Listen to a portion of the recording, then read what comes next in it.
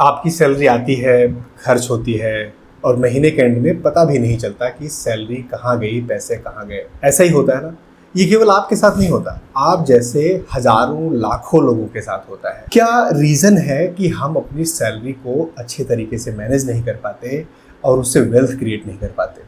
मैं आज आपको केवल ऐसे थ्योरेटिकल बातें नहीं बताऊंगा, मैं 2 रियल स्टोरीज बताऊंगा और आपको उन रियल स्टोरीज को सुनकर समझ में आएगा कि कौन कौन सी ऐसी गलतियां हैं जब हम लोग अपनी स्टार्टिंग एज में करते हैं और बाद में संभाले भी नहीं संभाल पाते। दोस्तों, अगर आप अपने ज़िंदगी में वेल्थ क्रिएट करना चाहते हैं, अपनी सैलरी को मैनेज करना चाहते हैं, तो ये वीडियो आपके लिए है। आखिरी तक जरूर देखिए।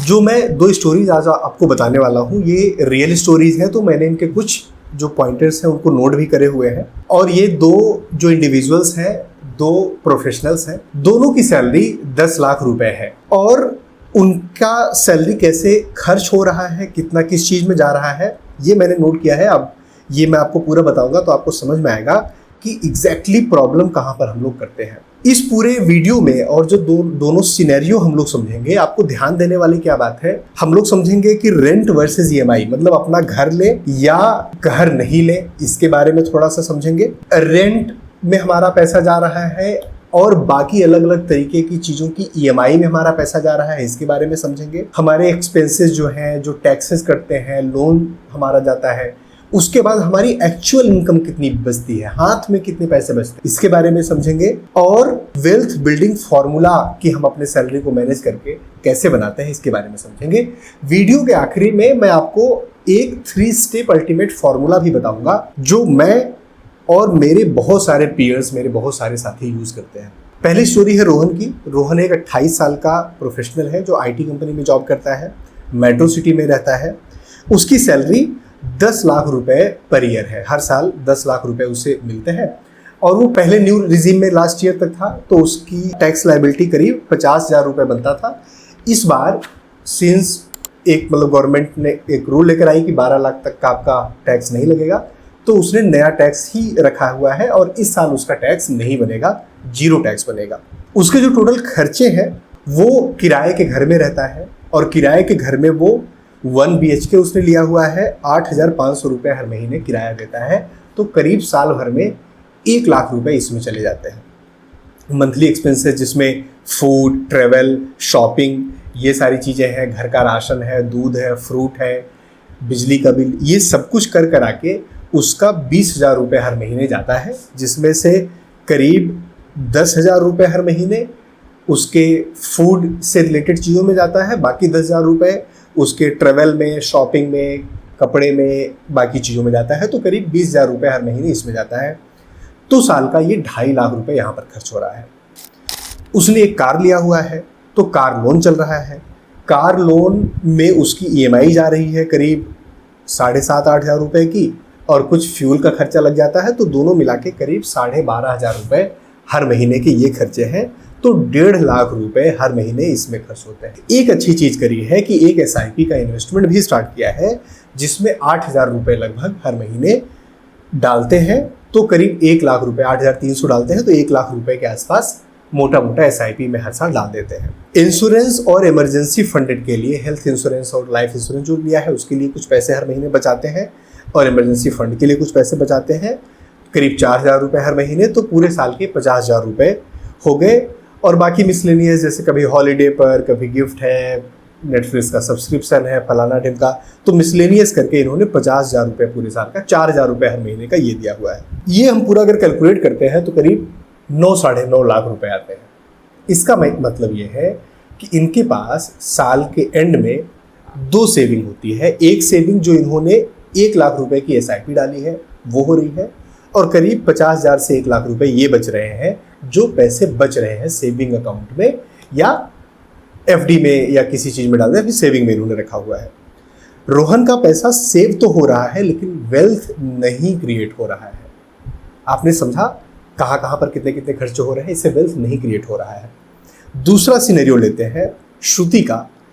श्रुति अच्छा कर रही है, ये भी IT प्रोफेशनल है, इनकी भी सैलरी करीब 10.5 लाख रुपए साल की है। इन्होंने एक 50 लाख रुपए का होम लोन लिया हुआ है। अब 50 लाख रुपए का जो होम लोन लिया हुआ है उसमें 32,000 रुपए की ईएमआई जाती है होम लोन को चुकाने में, मतलब हर महीने उसकी ईएमआई 32,000 रुपए जा रही है। ये पुराने टैक्स रिजीम में है तो इनका 68,000 का लगभग टैक्स बनता है। होम लोन की ईएमआई हर महीने 32,000 रुपए, एक ये एक्सपेंस हो गया। मंथली एक्सपेंसेस हर महीने करीब 25,000 रुपए हैं, जिसमें रहना, खाना और फूड का, दूध का, मिल्क, ट्रेवल, इधर उधर आना जाना, वो सारी चीज़ें करीब इनका 15-16,000 रुपये लगते हैं। बाकी इनके जोमेटो स्विगी से भी काफ़ी एक्सपेंसेस हैं, 6-7,000 रुपये उससे हैं, 2-3,000 रुपये मिसलेनियस है। तो टोटल 25,000 रुपये हर महीना इनका रहने खाने का और बाकी चीज़ों का एक्सपेंस है। तो करीब 3 लाख रुपये साल का ये होता है। इन्होंने एक कार लिया हुआ है, छोटा कार है, तो करीब सेकेंड हैंड कार है, तो इसमें करीब 5,000 रुपये, 4,500 रुपये उसकी ईएमआई जाती है और करीब 4-4,500 रुपये फ्यूल जाता है। तो करीब 8,000 रुपये हर महीने कार में इनका जा रहा है।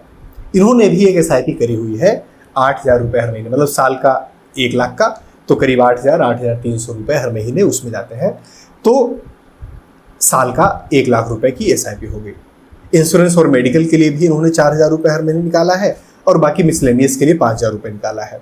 इनका भी आप देखेंगे तो मोटा मोटा पूरे 10 लाख रुपए खर्च हो जाते हैं, 50,000 रुपये के आसपास बचता है साल, पूरे साल भर में 50,000 रुपये, मतलब हर महीने ये जीरो पे आ जाते हैं। दोनों में अंतर क्या है, जो अक्सर बहुत सारी वीडियो में आप देखते होंगे कि आपको घर नहीं लेना चाहिए, रेंट पे रहना चाहिए।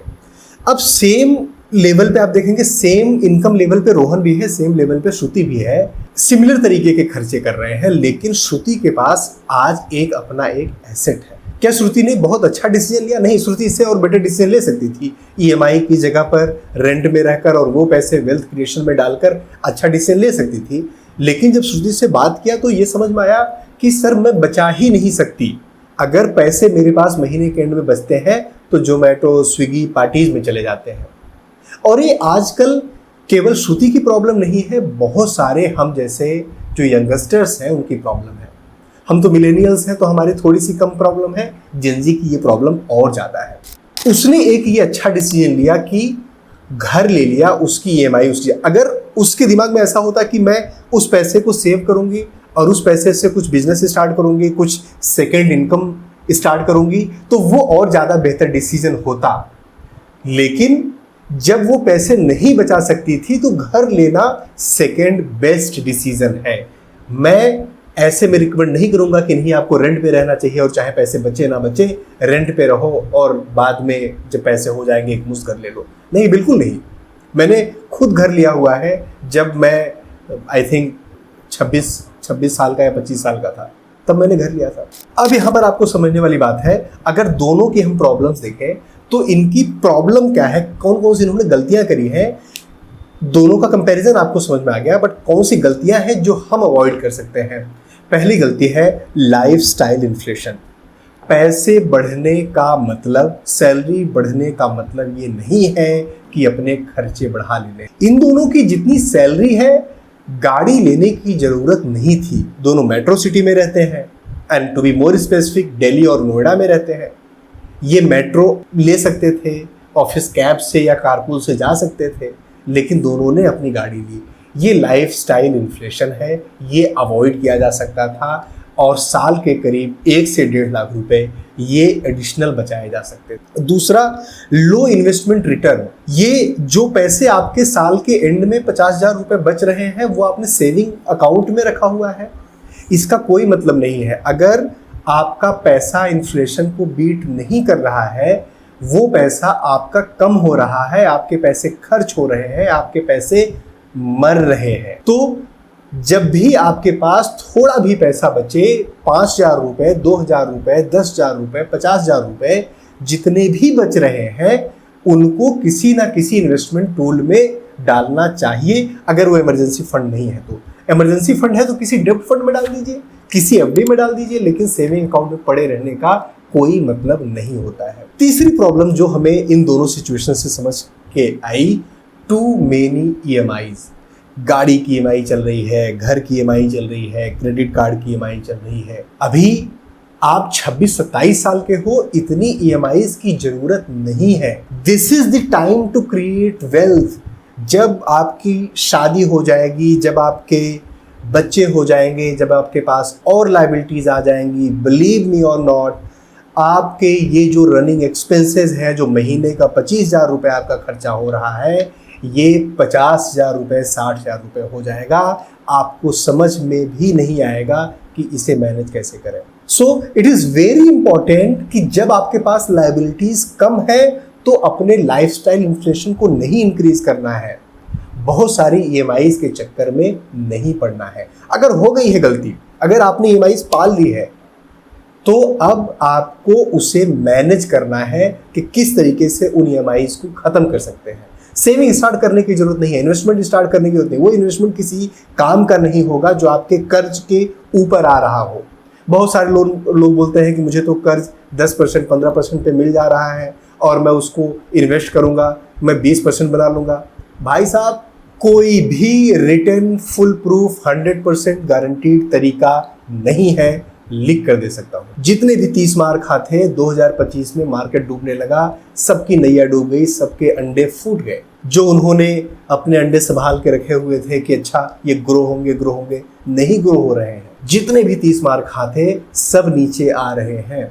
कर्ज लेकर कर्ज के ऊपर इन्वेस्टमेंट, वेल्थ क्रिएशन नहीं होता। अगर आपका वो प्रोफेशन है, अगर आप बिजनेसमैन हैं, अगर आप उस तरीके की चीज़ों में कि हाँ आप लोन लेते हैं बड़े बड़े, उससे कुछ बिजनेस क्रिएट करते हैं, इनकम सोर्स क्रिएट करते हैं, वो बहुत ही अलग चीज़ है। मैं उनकी बात कर रहा हूँ जो सैलरी मैनेजमेंट से अपनी चीज़ें चला रहे हैं, सिंगल सोर्स ऑफ इनकम से अपनी चीज़ें चला रहे हैं। उनके लिए लोन लेकर उसके ऊपर वेल्थ क्रिएट करना कोई भी समझदारी भरा डिसीजन नहीं है।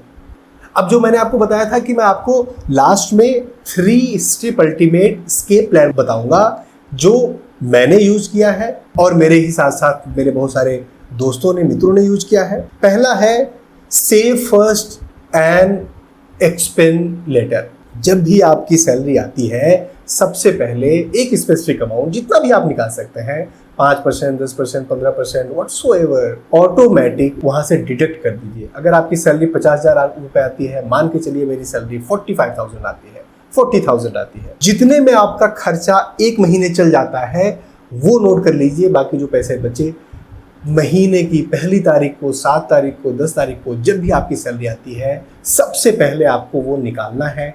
उसके बाद पूरा महीना रन करना है। दूसरा स्टेप है मिनिमाइज ईएमआई एंड डेब्ट। ईएमआईज अगर आपकी चल रही है, इन्वेस्टमेंट के बारे में सोचिए मत। सबसे पहला काम होना चाहिए ईएमआईज खत्म करना, ईएमआईज खत्म करना, ईएमआईज खत्म करना। कैसे खत्म कर सकते हैं, क्यों खत्म कर सकते हैं, क्या प्लानिंग से खत्म कर सकते हैं, कौन सी ईएमआई खत्म कर सकते हैं, उसके बारे में सबसे ज़्यादा एनर्जी और दिमाग आपका जाना चाहिए। सेविंग, इन्वेस्टमेंट, वेल्थ क्रिएशन पे आपका दिमाग नहीं जाना चाहिए। जो तीसरी चीज़ है वो है हाई इंटरेस्ट एसेट में अपने पैसे लगाएं। सेविंग अकाउंट में है, एफडी में है, नहीं चलेगा। अगर कोई भी जो इन्वेस्टमेंट टूल जो आपने जहाँ पर पैसे लगाए हुए हैं, अभी मार्केट गिर रहा है तो अलग बात है, अदरवाइज 12%, 14% से कम रिटर्न आपको दे रहा है, तो वो आपके लिए सही एसेट नहीं है। भारत में दाल, राइस, आटा, साबुन, ऑयल, इनके दाम हर साल 10% से ज़्यादा की रेट से बढ़ जाते हैं। तो आपको ये ध्यान देना है कि जो ये 3 स्टेप प्रोसेस है ये फॉलो करना है। ईएमआई को नहीं बढ़ने देना है, अपने फिनेंशियल फ्यूचर को सिक्योर करना है। आपको ये ध्यान देना है कि आपके लिए क्या बेहतर है। सबके लिए एक ही प्लान नहीं काम करता, लेकिन बेसिक सबके लिए एक ही होता है। जो मैंने आपको बेसिक्स बताए वो बेसिक सबके लिए एक ही होगा। बेसिक समझिए, उसके हिसाब से अपने एक्सपेंसेस को ट्रैक करिए, अपना गोल सेट करिए। गोल सेट करने के बाद अपना प्लान बनाइए, अपने इन्वेस्टमेंट को डाइवर्सिफाई करिए और वेल्थ क्रिएट करिए। सबसे पहले कर्जे उतारिए। दोस्तों, मुझे उम्मीद है ये टिप्स और ट्रिक्स आपको समझ में आई होंगी और आपके लिए फ़ायदेमंद होंगी। अगर आपको ये वीडियो पसंद आई है तो हमारे चैनल को लाइक करें। चैनल सब्सक्राइब नहीं किया है चैनल को तो सब्सक्राइब करिए, इस वीडियो को लाइक करिए, शेयर करिए। अपना और अपनों का बहुत सारा ख्याल रखिए, अपनी हेल्थ का ख्याल रखिए, क्योंकि हेल्थ बहुत इंपॉर्टेंट है। पैसे कमाने के चक्कर में, पैसे बनाने के चक्कर में अपना और अपनों के हेल्थ के साथ कॉम्प्रोमाइज़ मत करिए। अपना ध्यान रखिए। Thank you. जय हिंद।